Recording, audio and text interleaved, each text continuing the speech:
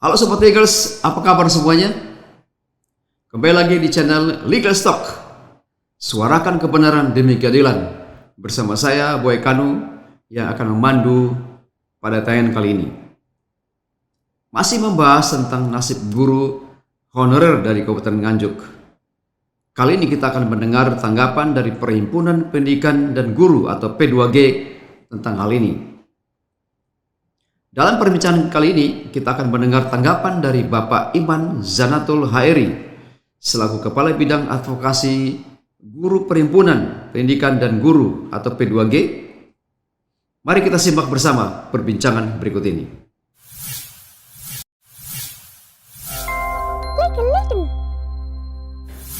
Bagaimana tanggapan Bapak Iman dari P2G terhadap kasus guru honorer Kabupaten Nganjuk yang telah memenangkan PK untuk diangkat menjadi calon PNS, tapi sampai sekarang belum juga dilaksanakan putusannya?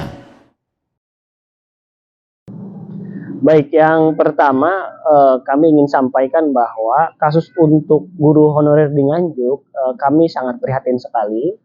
Kalau kita baca dan juga kita lihat perkembangannya bahwa sesungguhnya kita itu sudah menang sebagai guru ya. Artinya di atas kertas secara hukum sudah dikabulkan oleh Mahkamah Agung gitu. Namun kemudian kita paham betul bahwa pemerintah juga memang seringkali tidak menjalankan keputusan gitu ya, terutama dari pengadilan.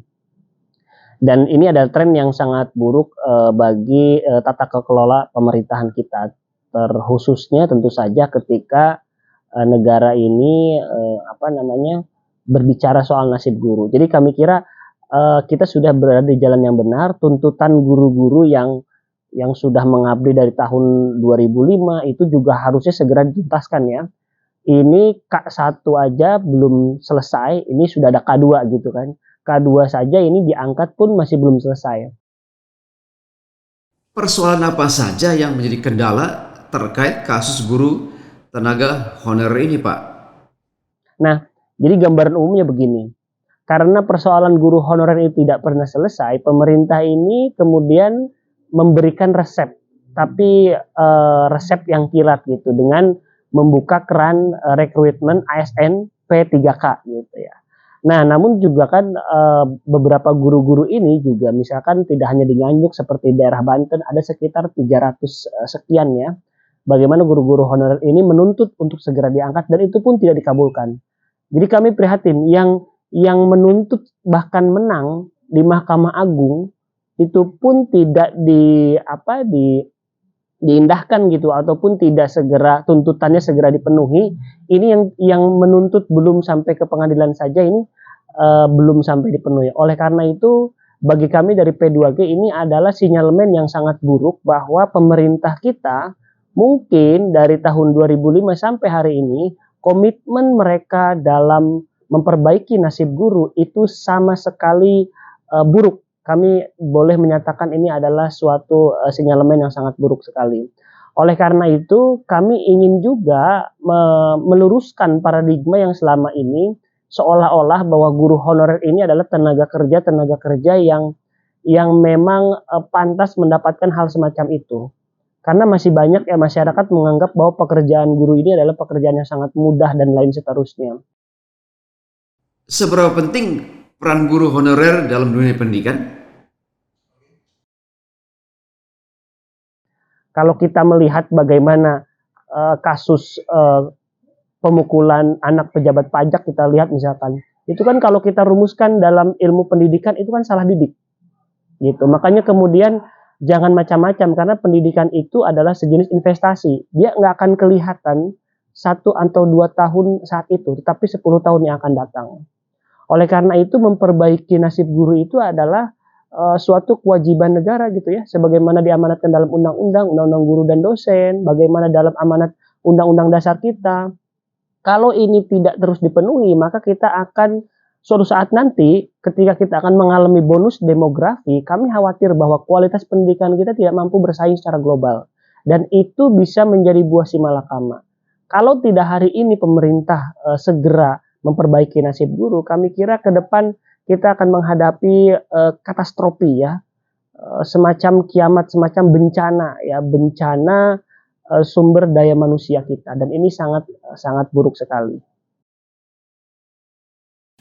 Upaya apa yang akan dilakukan oleh P2G untuk para guru honorer dari Kabupaten Nganjuk ini?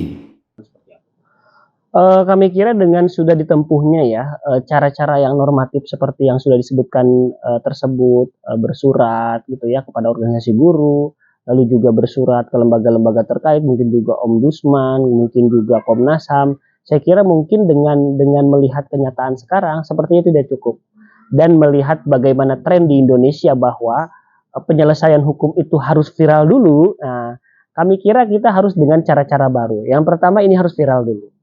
Yang kedua, kami kira sudah tidak ada lagi cara-cara yang normatif ataupun moderat dalam memperbaiki nasib guru.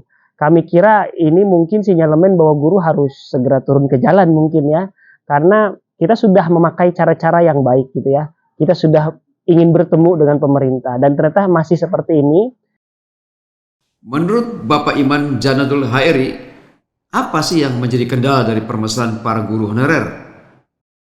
Umum kami dapati beberapa kasus, terutama nasib guru-guru honorer ini dipingpong.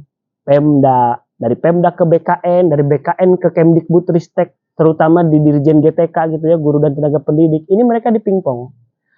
Untuk yang, jangankan yang di Nganjuk gitu, saya sangat prihatin sekali, ini menunggu berapa tahun mereka. Saya contohkan satu hal saja. Resep dari pemerintah adalah bahwa guru-guru honor ini supaya nanti ikut lagi dalam seleksi P3K. Tetapi dalam seleksi P3K, Pak Nadiem mengatakan ini harus tetap diseleksi.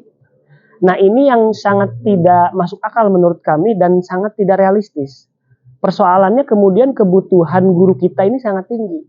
Kalau tidak ada guru honorer, saya yakin ini akan tumbang dunia pendidikan kita. Penyelenggaraan pendidikan kita ini tidak akan berjalan dengan semestinya.